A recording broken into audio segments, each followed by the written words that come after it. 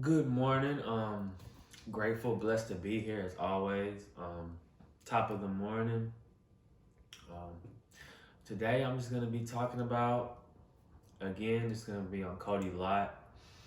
If you haven't seen my last video that I made, my personal encounter with Kody Lott, go watch it. It's up. But this video is gonna be a little different.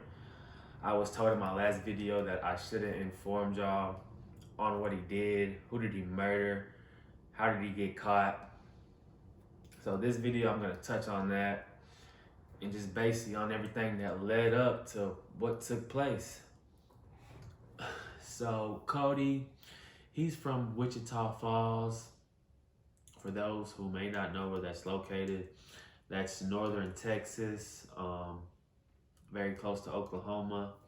That's where his crime occurred on September 2nd of 2016.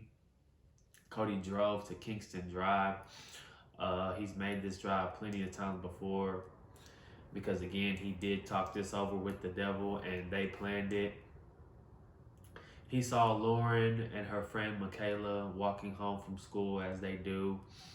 Pulled up on them, rolled his window down, pointed his assault rifle at Michaela.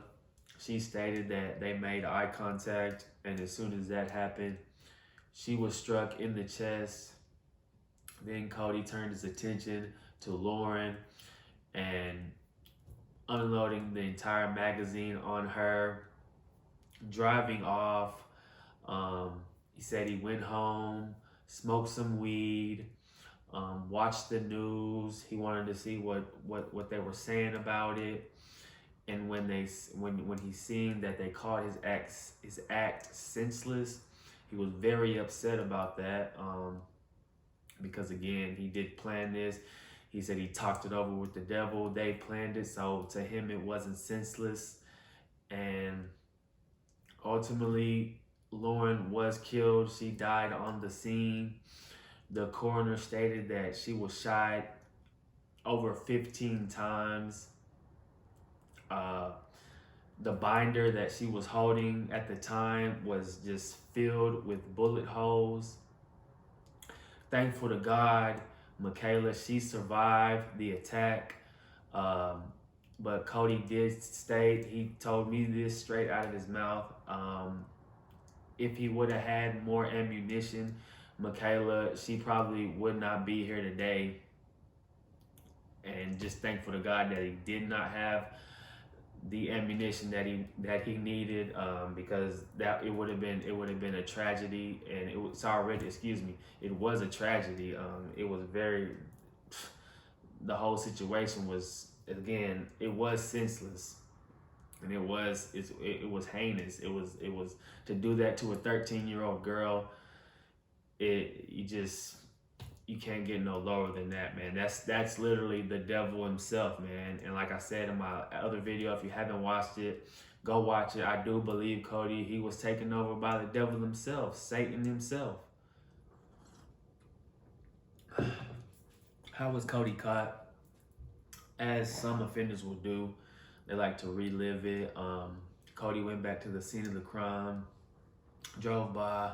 A lady recognized, and she said she saw the vehicle that matched the description, called it in. I believe it was a GMC Chevrolet Tahoe type. Kody was eventually pulled over, arrested, and he confessed. He confessed the crime of shooting Michaela and killing Lauren. His defense team, they pleaded the insanity case, being he talked about the devil constantly. Again, he was sent to our hospital, in 2018. That's when I first met him, and we got him out of there so he can go and stand trial. And as he did, Kody was given a life sentence plus 30 years in prison. And he's gonna pay for that. They passed a law for Lauren. It's called Lauren's Law. It toughens the penalties for people who kill children. Although this rule won't apply to Kody because it either had to happen on that date or after it, the law was signed. So Kody, he will be eligible for parole in 2046. But man, it's sad, man. Those two 13-year-old girls did not deserve that. Michaela, she's gonna have to live with it still every day of her life. She still has the bullet inside of her. Doctors didn't want to operate. They just wanted it to come out on its own. She stated that it should have been her, man, and none of them deserved that. Those two little girls, especially the families, man, it's just a sad situation all around. But man, Kody's gonna be paying for his life. Just pray for the families, victims, everyone involved. Yeah, that's about it.